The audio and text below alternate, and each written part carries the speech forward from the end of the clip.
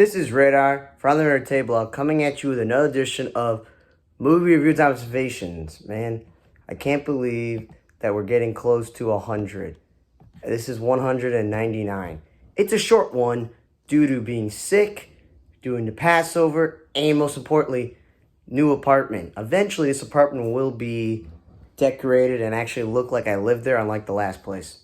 So one of the movies I watched in the last week or so was Dumb Money. And one thing I could say is Paul Dano playing the main guy in the movie where he's behind like the YouTube videos of GameStop. Pete Davidson playing his dumb brother makes sense, perfectly casted. Vincent D'Onofrio in the movie is good. American Ferrera is in the movie as a nurse. Anthony Ramos works at GameStop. Nick Offerman's another rich person with a company. Sebastian Stan is also someone who's like running the whole Robin Hood company. Shailene Woodley's good at playing the wife, and Seth Rogen is like another guy who's made money and who's playing a rich guy in the movie. So I'm saying it's a really good cast. It's barely an hour and 40 minutes, and I think it was interesting because I remember when I was working at Jimmy John's that summer with the whole Robinhood app and people betting on things and all this other stuff, that quite frankly what it was is that my boss at the time and some of my coworkers were like, yeah, we're investing in different stocks, we're investing in GameStop. And it became this whole phenomenon where people were making money off of it and stuff like that. So they say it's based off the book, The Antisocial Network. But I just thought well casted. I thought it was well written. I actually liked it. I don't know how you would call it a comedy book library. I would have called it a drama because it's something actually like based off a true story. So I enjoyed it. Then I was like, another day I need to watch a short movie. So I popped in this movie called Cobweb where Lizzie Kaplan and her husband and the son, they're in this house, and he's hearing noises in the wall, and they all think it's imagination. But he looks into it, and apparently, like, it's a sister or some girl on the wall. And it was just weird and creepy, and people were dying. And, like, the teacher, I know her from Last Man on Earth. I think her name is something Cleopatra. So she was very worried about the kid. But the kid got kicked out of school because when he was being bullied, he finally decided to fight back. And he pushed the kid down the stairs. That's my favorite part. Fighting back with the bully in the movie. So he got expelled. So it's all this. It was just not well written, not well put together. But apparently people on Rotten Tomatoes are like, man, Lizzie Kaplan, amazing job. No, the movie just like ended abruptly and it wasn't that great. And the only saving grace, it was like the way this print on here on black, it's really hard to read, like 80-something minutes. Then I watched the movie Lyle Crocodile, where Javier Bardem is the ringleader of, he's this musician, singer, dancer who, you know, based on the book, wants to become famous and stuff, and he finds a baby crocodile singing, and of course, if you read the book, things don't always work out.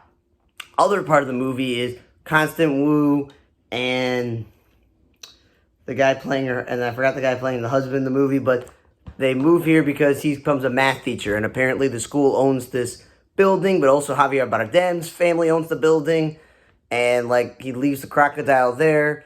This kid is lonely and doesn't have many friends, and he becomes friends with Lyle, and it makes his, like, him not being afraid and him, like, just, you know, being more social and getting out of his comfort zone. Same thing with Constant Wu, who's apparently playing a famous, like, chef or something, and his stepmother. But yeah, it made everyone's life better by having Lyle in their lives. And it's a typical story like with Clifford the Big Red Dog and Paddington. You need someone to be the bad guy, and I think the guy from, I forgot his name, so I'm looking it up.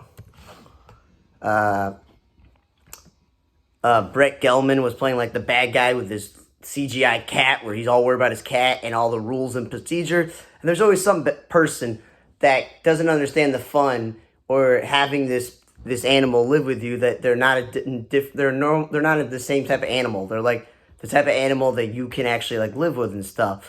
And he's obviously the bad guy of the movie. And Shawn Mendes playing Lyle is fine because Lyle didn't really talk. He talked through, like, his ways of communicating was through literally singing. So, you know, it's fine. If the crocodile's going to sing throughout the movie, then you might as well get a professional singer to do it. And yeah, barely an hour and 40-something minutes. So it's enjoyable to watch a movie for all ages. Kids will definitely like it. So I enjoyed that. And then I got back to the groove of what Saturdays were all about. Go to synagogue in the morning, have lunch, come home and watch a long feature-length movie that's like 2 hours, 2 hours long plus. So Indiana Jones is 2 hours and 30-something minutes with credit, but it's more like 2 hours and 20-something minutes because the credit scenes are long with all the special effects, making Harrison Ford look young in the past and the time traveling and all this other stuff in the movie. And no offense, I think I've seen pretty much every Indiana Jones. I don't think I saw the one with Shia LaBeouf. But this was a cash grab, and it's PG-13, so it's not inappropriate. But the reason I think it's a cash grab is because he's old. No offense to Harrison Ford. Like, you know, him being the lead in the movie, being the action star, like, that's over, okay? But since Disney has bought Lucasfilms, you know, Star Wars lore and Indiana Jones lore, they're like, we're going to make money. So we're going to make another Indiana Jones movie, and we're going to make some hodgepodge plot of prequel like they did with the Captain Marvel movie where Samuel Jackson and Clark Gregg had to look young. Flash the past. Toby Jones, he did a good job in a supporting role in this movie. Matt Mikkelsen playing like the Nazi did a good job. There's some other characters that weren't very believable, like the quote-unquote agents that were after them. And most importantly, this Phoebe Waller-Bridge. No offense to her, but she's not believable as like Indiana Jones' quote-unquote successor. But they had this whole backstory that no one knew from any other movie, just made it up. Toby Jones has a daughter, and he's like, Indiana Jones, you're the godfather, and you got to take care of her. But obviously he does not, and she's in trouble, and she reaches out to him for help, and this whole entire thing. And it was, you know, about this piece of technology that the Germans stole from famous inventor back in the past, Archimedes, I think his name is. And the whole movie is them trying to get all the pieces together. But then the Nazis want it so they can go back in time, blah, blah, blah, blah, blah. So it wasn't bad.